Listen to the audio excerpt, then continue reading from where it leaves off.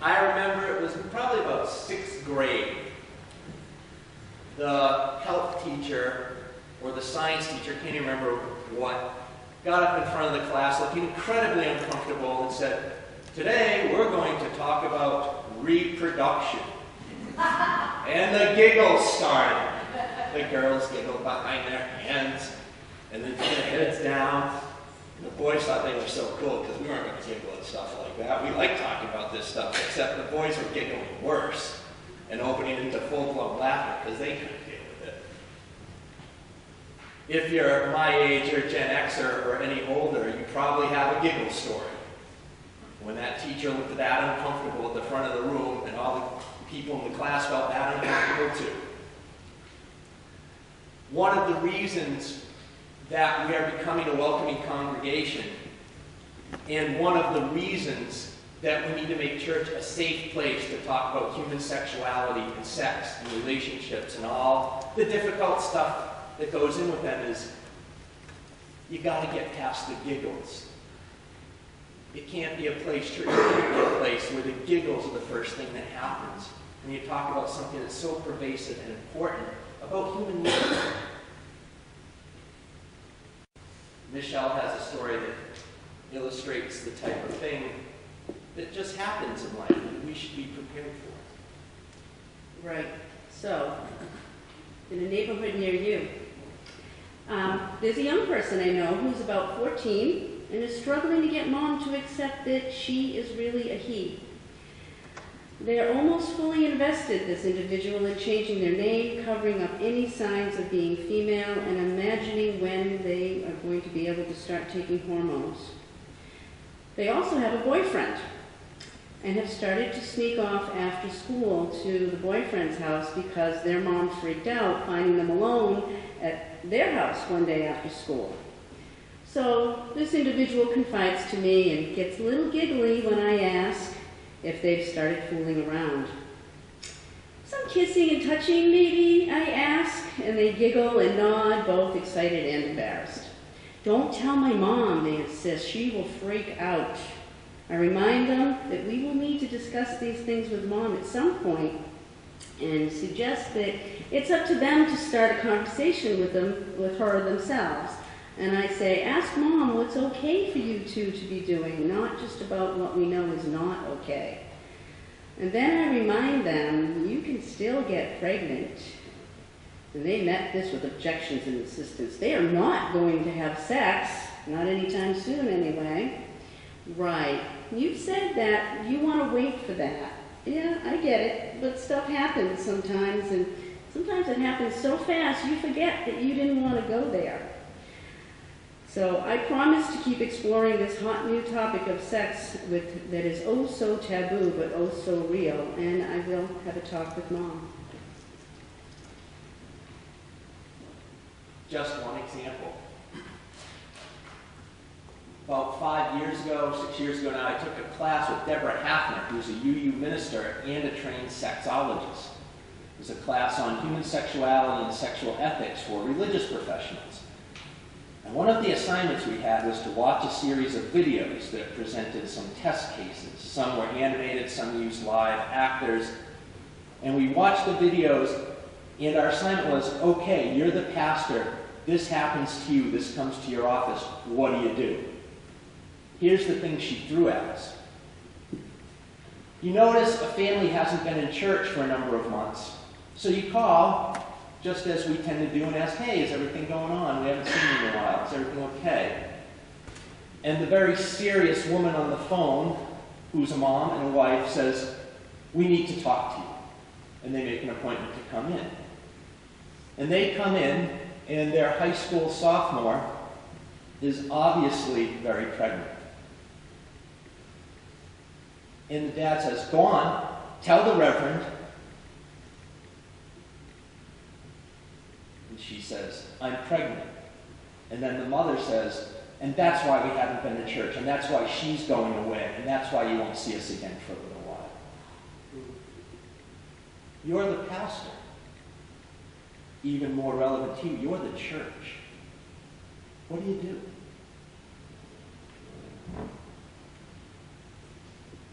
A A local story breaks on the local news station that there's a registered sex offender in your congregation.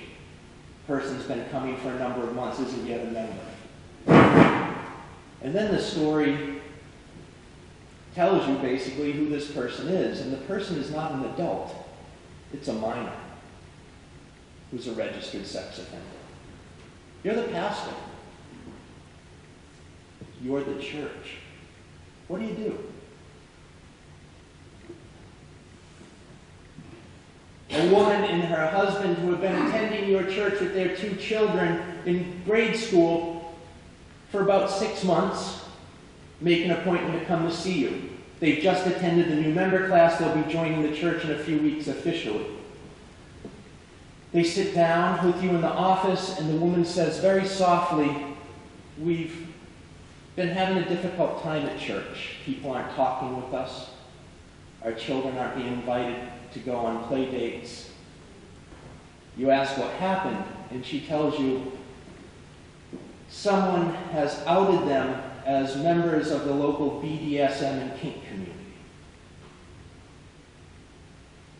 You're the pastor. You're the church. What do you do? What do you say? A lesbian couple calls you up. They've been in the church almost 2 years. They're members. They're incredibly involved. They have a young son in grade school. They want to speak with you. They come in and they say, "We love this place. Everyone's so great to us. Our son's having a great time here. And we want to know if it's okay for Bob, our husband, to start coming to church with us."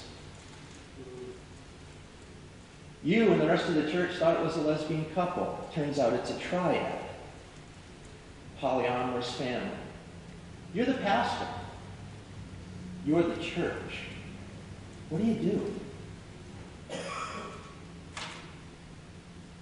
You know, these may seem like off-the-wall things, but I took that class maybe 5.5 years ago. In the time since, I've run into every single one of those scenarios, either in the church I was serving or in the church of a good friend who's also a UU minister. Real life happens. The story Michele told you, all those scenarios, those are all real, and they happen in churches all the time.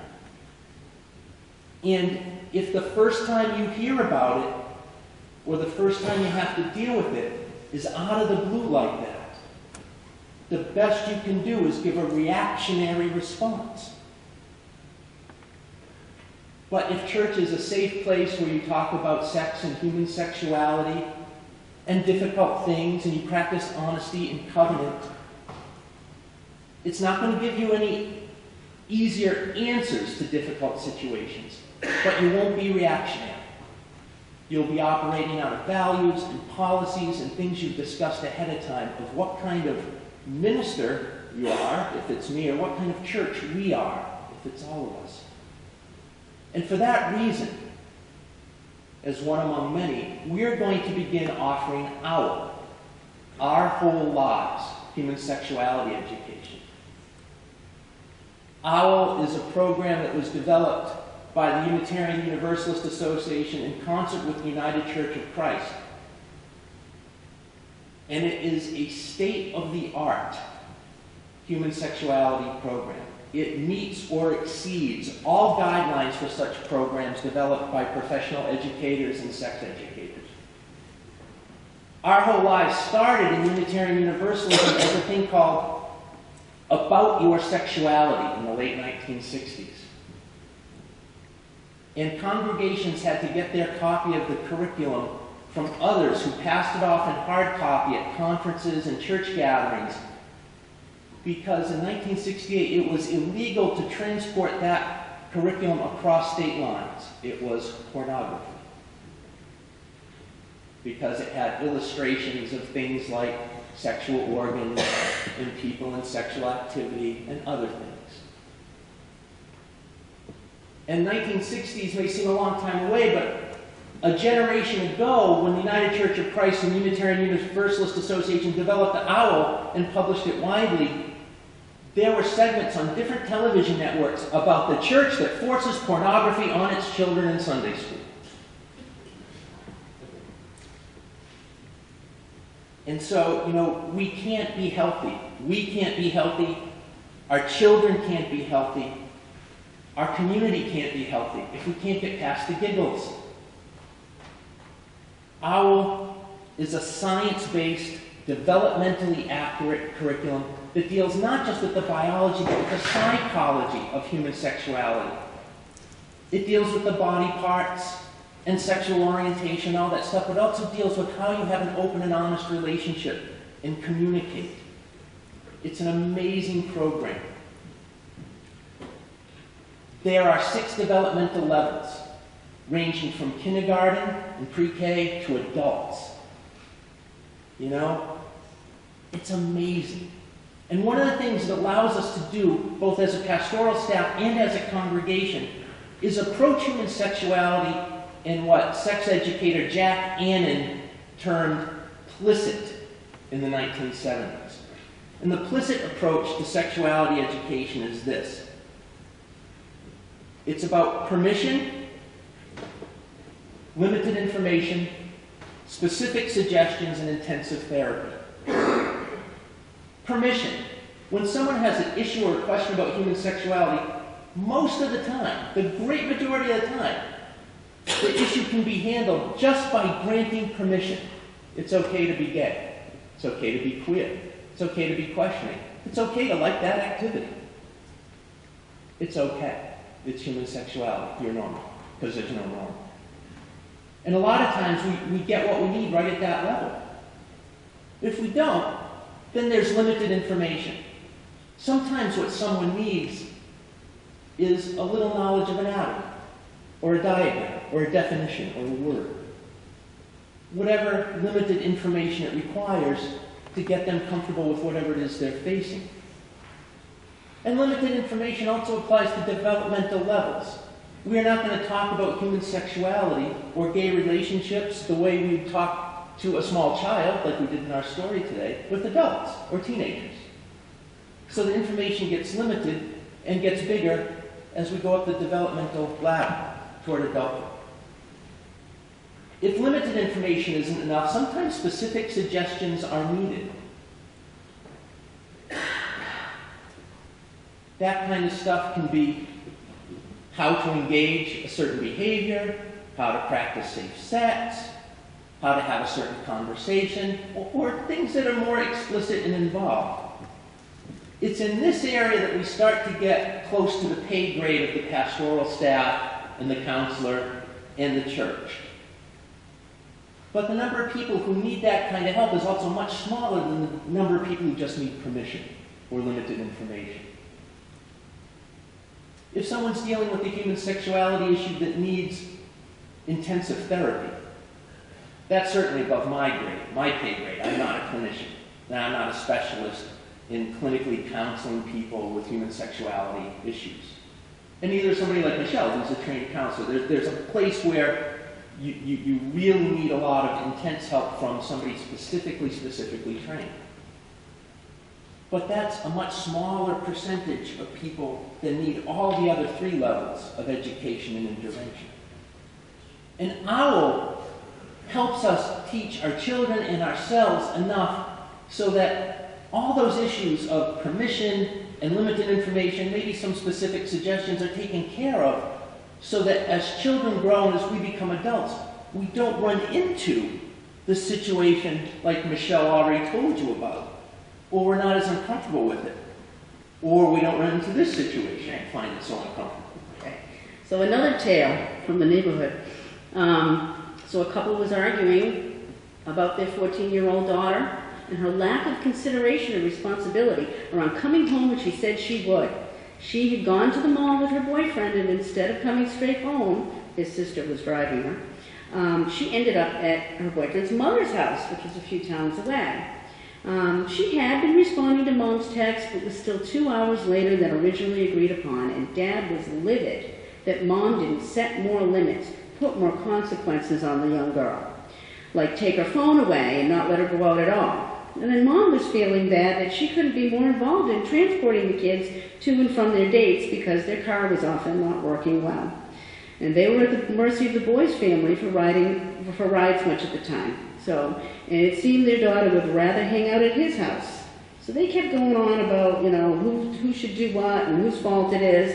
And I had to stop them and say, have you guys talked with your daughter about sex yet?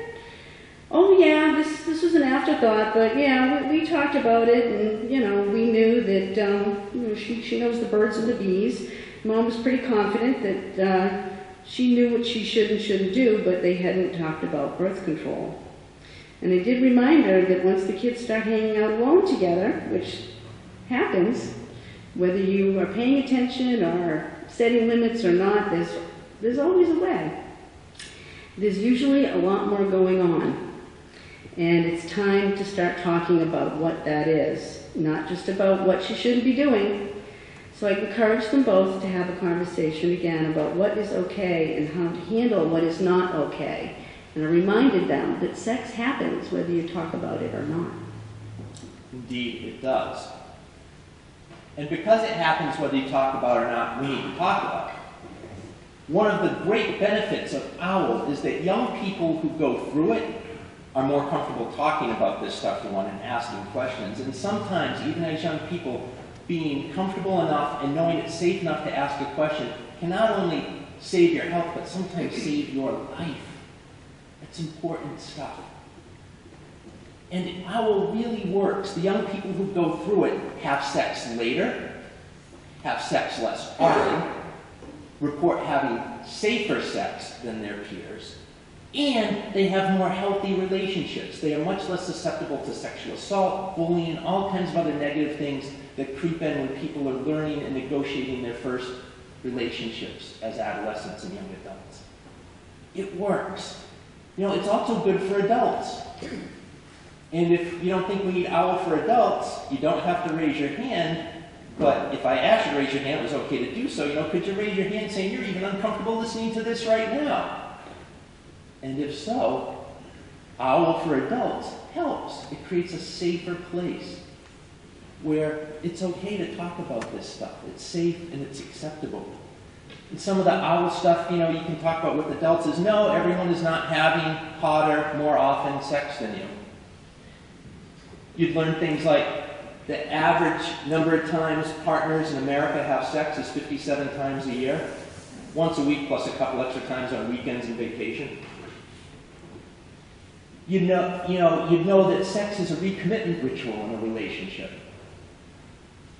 You'd know some things about human sexuality being more like a pizza with different slices and flavors than a baseball diamond with first and second and third base and everything, right? Because the pizza gets us past the giggles. Because it's stuff we're safe and okay to talk about. And getting past the giggles is so important because in church, not only the minister, but the church is going to find itself in pastoral situations where it has to talk about relationships and sexual dysfunction in men and women and family planning and adolescent sexuality and making lots of decisions about all this stuff.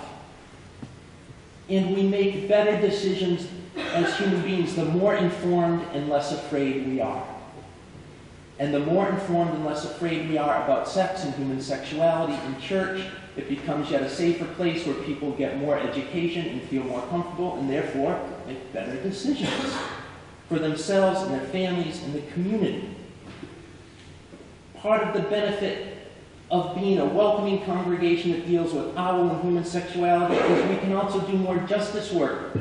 Because as Unitarian Universalists, we believe that relationships are based on love. They are based on mutual consent and respect and dignity and not on coercion. And therefore we get to be a voice that's stronger, I hope, against things like the prevalence of rape culture and sexual assault and sexual misconduct. But we can't be a voice for those things if we're not past the giggles when those topics come up. And most importantly, our theology as Unitarian Universalists does not see the spirit as holy and the body as inferior. We preach a theology of integration, where human beings are integrated, intellect and emotion and physical form. And it's a holistic approach. And one part of us, the body, is not any less holy or more shameful than another part. And that's what we want to teach our young people, and that's what we want to reinforce in ourselves. We want to get into a real understanding, I think, of eros. And eros does not just mean, it's the root word for erotic, but it doesn't just mean what we think of as erotic. It means the physicality of relationship for ourselves, with ourselves, and with others. And if we are comfortable in our physical selves and our spiritual selves and our emotional selves, we are healthier. And our families are healthier. And our communities are healthier. And we don't get so hung up about what to do like the parent in Michelle's last story. Okay, one more. So, Dad pulled me aside to talk again about his 14-year-old son and the iPad and iPhone situation. Dad had found the porn sites as well as some very suggestive selfies on the phone. Now what, he wanted to know. How is he supposed to talk about his son about what is okay and what is not okay? And I reminded Dad not to freak out, but to think of a way to bring up the subject with some sensitivity, understanding that this is what we consider normal in terms of sexual development. We could agree that this was not so much different than the dirty magazines of the previous generation hidden under the mattress so parents could pretend that masturbation was not going on behind those closed doors. So we discussed the problem ahead of time about the internet today and the vulnerability it creates in kids who didn't expect nude photos to go viral at school, and the legal issues that arise from sharing material that could get a young person labeled as a sex offender. That's right, just a picture could get you labeled as a sex offender. And it was so much more complex than this Dad and I knew when we were younger. So the next time they came in together, Dad did a pretty good job bringing up the topic with the boy in the room. He was calm, understanding, and able to set some limits around the use of the internet without blatantly pointing him out, calling him out on, what are you doing? You know, there was no punitive conversation there. But it was a really important conversation, and I gave the guy a lot of credit because I hoped that it built trust and avoided the potential pitfalls in the lives of his son and other young people as they navigate sex and sexuality in a changing world. And so we continue our journey. We continue our journey into becoming a welcoming congregation where church is a safe place to talk about sex and sexuality and relationships and being human. Because this journey is indeed, as the curriculum states, about our whole lives.